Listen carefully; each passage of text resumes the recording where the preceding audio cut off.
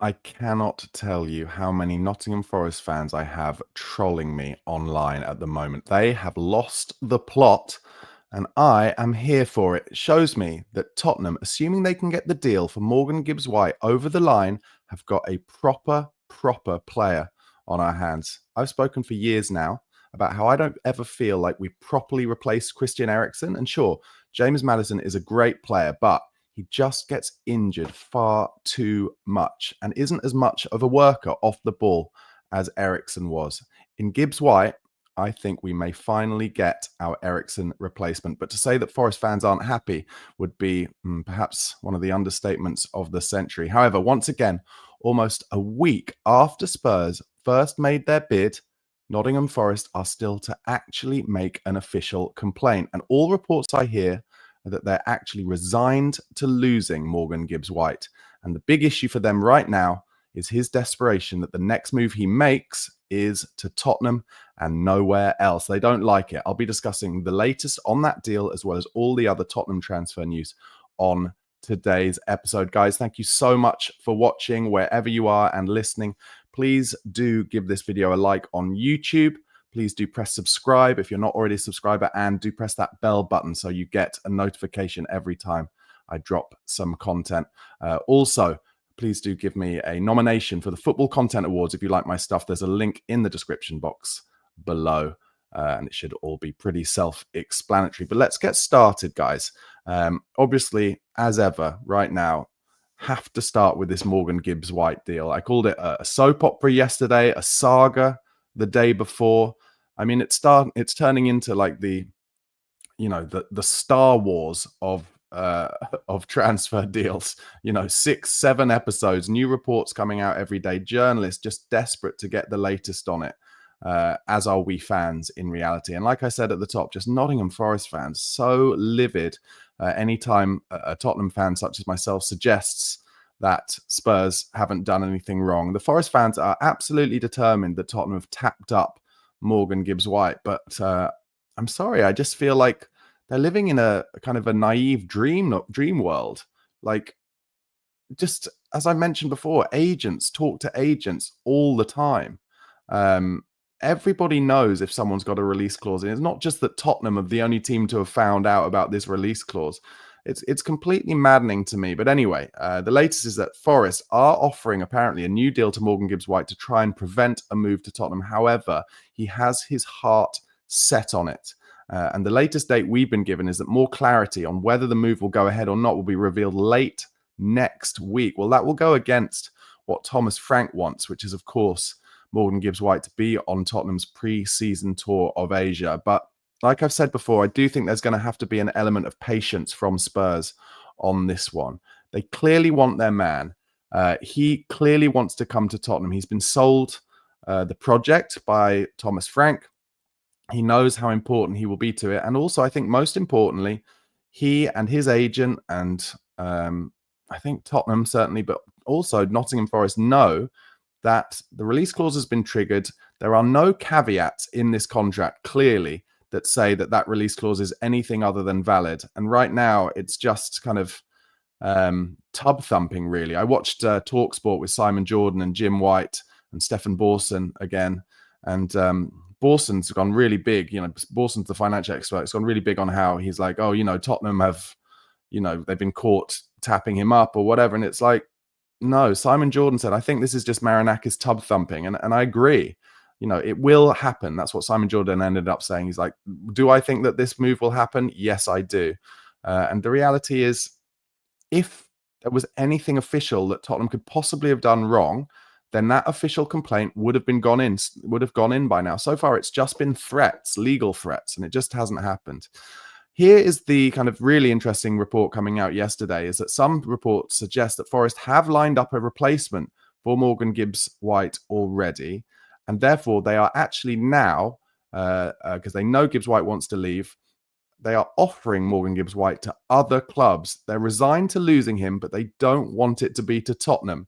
That is where it seems to be at the moment. But he wants to come to Tottenham, so he's refusing any conversations with any other clubs. But Nottingham Forest are trying to basically, and this scans with how Marinakis is coming across in all of this, with how he came across when he threatened to sue Gary Neville, with how he came across when he ran onto the pitch to admonish Nuno Espirito Santo, the manager who brought Forest, let's face it, the best season they've had in 40 years since Brian Clough, and he ran onto the pitch to admonish him. And Nottingham Forest fans at the moment going, oh yeah, that's my manager, that's my chairman, that's my owner, that's what we want. Is it what you want?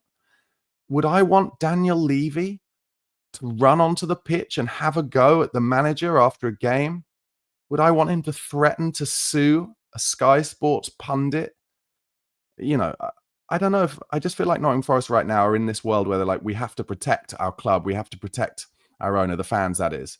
And I get that, I do understand that, but you don't honestly really want that to be what your owner does, do you? It's madness. Like, and the other thing, employing Mark Clattenburg as a consultant. Have you guys heard the interviews with Mark Clattenburg where he's talked about how Marinakis employed him as a consultant? And then I think he was talking on The Rest is Football maybe, and he said, and they were asking, oh, so, were you there to basically talk just through like referee things? He's like, no. He had me as a consultant on all things football because I'd refereed in the Greek league and he liked the cut of my jib. So I was really a football consultant. I mean, I personally do think Mark Clattenburg is a little delusional, but I also think that is possible. And Marinakis employed the referee from Gladiators to be a consultant, he said, Mark Clattenburg, that he was on the training ground every day and he was talking to some of the Nottingham Forest players about football, like his thoughts on it. The referee from Gladiators.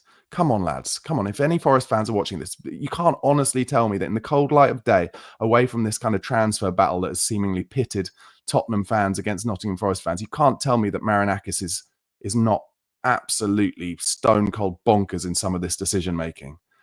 The ref from Gladiators as a consultant, dearie me. But yes, this report that now Forest apparently are resigned to losing Gibbs-White, but they don't want it to be to Spurs. I mean, that does scan with Marinakis, doesn't it? Just spiteful, kind of shady, doesn't want this club who have had the gall to trigger a release clause that actually he put in the contract. So trying to sell him elsewhere. Apparently Gibbs-White did hold talks with Nottingham Forest over his future on Monday morning, but his stance is unchanged. He remains open to leaving and keen on moving to Tottenham Hotspur Football Club. Forest are apparently, this is according to the Daily Mail yesterday, open to selling him for the right price. Well, the right price, lads, £60 million. That's what the release clause says. It's just as simple as that. Forest apparently considering a move for Leicester City attacking midfielder Bilal El Kanous as a potential replacement for Morgan Gibbs-White. So like I said, looking to get their ducks in a row. Forest looking to get their replacement sorted. And maybe that is the reality of what's happening now and why Spurs fans are going to have to be patient, because we're having to wait until Nottingham Forest find that replacement.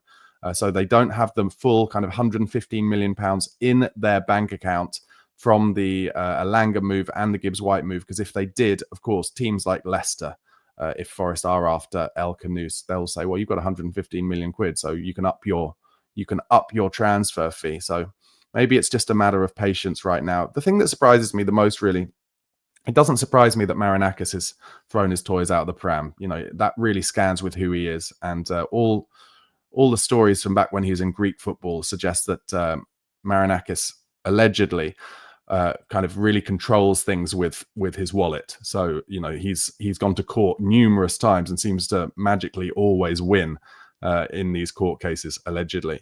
But over here, it's a bit different. But the thing that kind of surprises me a bit is really in charge of this kind of deal will be Edu, the new sporting director of Nottingham Forest and ex-sporting director of Arsenal, and Vinay Venkatesham, the ex-CEO of Arsenal and the now CEO of Tottenham. You would think that really it's those two having conversations, and they are, from everything I've seen, they are kind of pretty, pretty decent, sports businessmen. They know the game, they know how to play it, and they probably get on really well, I would have thought. So, I would be very surprised if kind of behind the scenes, this isn't getting played out actually pretty calmly, just away from Marinakis. Anyway, on to some other Tottenham transfer news. Before I do it, guys, once again, thank you so much for watching. I love how much support you're giving me at the moment. Please do give this video a like. on YouTube, because the more likes we get, the more Tottenham fans will get it into their suggested videos. And if you're not already a subscriber for daily Tottenham Hotspur transfer content throughout this window, please do press that subscribe button and the bell button to get notifications. Also, you can become a member. Only £1 a month, guys. Just all the details are in the description box below. Really helps me make my daily content for you. So Spurs have reportedly made contact now for the signing of João Palhinha from Bayern Munich. Tottenham, of course, desperately needing a defensive central midfielder. Palhinha hasn't got many minutes at Bayern Munich. He was excellent in the Premier League for Fulham before that, but as I've said before, I'm wary about the idea of bringing players back from abroad who've had their big move and are on big wages. But Palhinha does strike me as a player who would never struggle for motivation and desire. He's kind of a strong character, good attitude, good personality. So I wouldn't hate that move if it happened. There are also links with Morgan Gibbs-White from Sporting Lisbon and, of course, the Adam Wharton link. But apparently the number that Crystal Palace want for Adam Wharton is £80 million.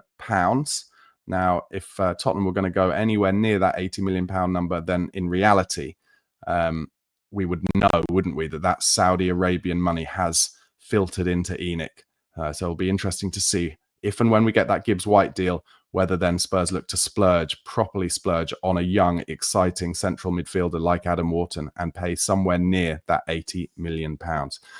Big talks that Everton are in discussions with Juventus over Douglas Luiz, but that actually he would prefer a move to Spurs. So keep an eye out on that one as well. Douglas Luiz, good player, excellent Aston Villa, got his big move to Juventus, but has suffered with injuries ever since, hardly played for Juve. So again, I think that would be a bit of a dangerous move on the injury front for Spurs.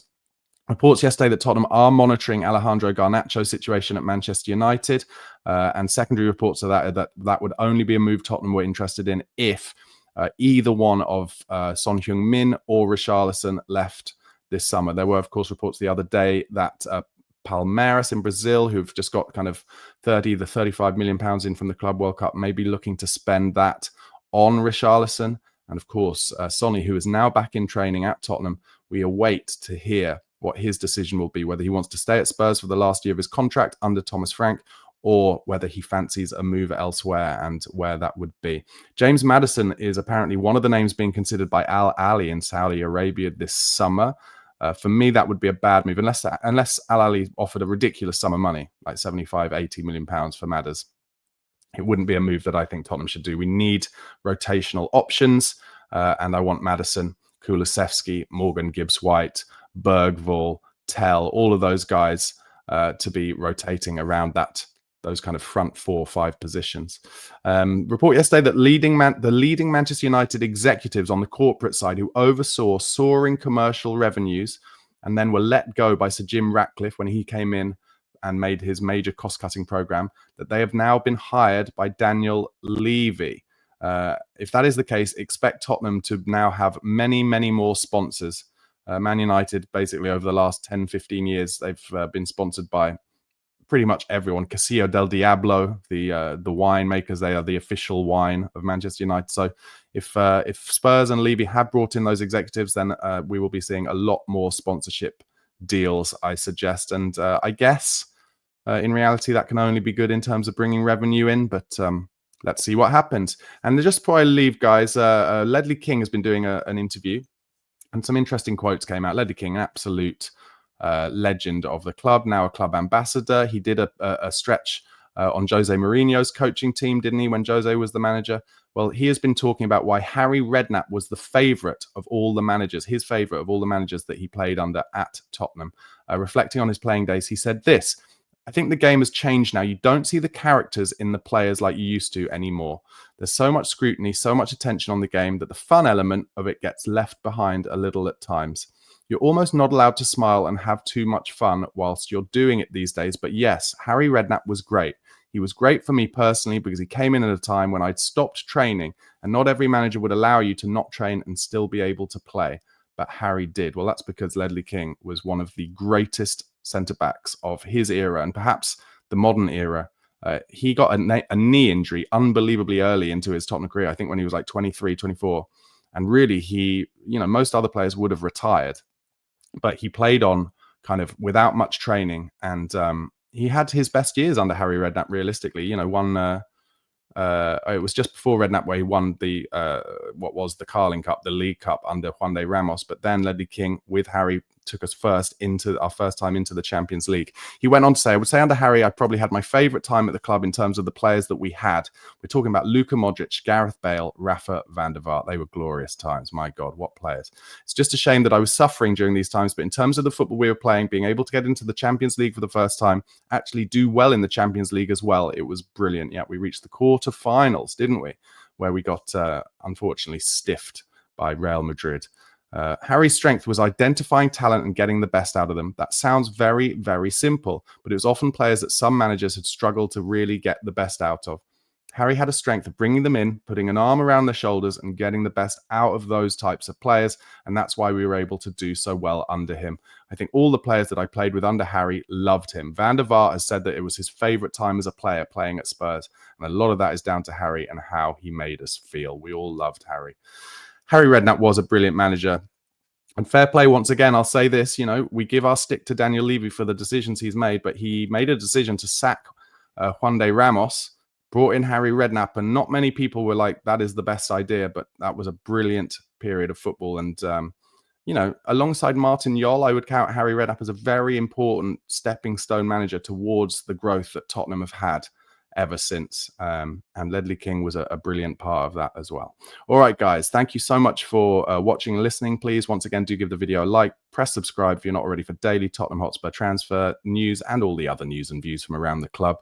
And also you can listen on Apple Podcasts or Spotify. Just go over there, type in the Spurred On podcast and give me a subscribe or a follow. Enjoy your Thursday, guys. Come on, you Spurs.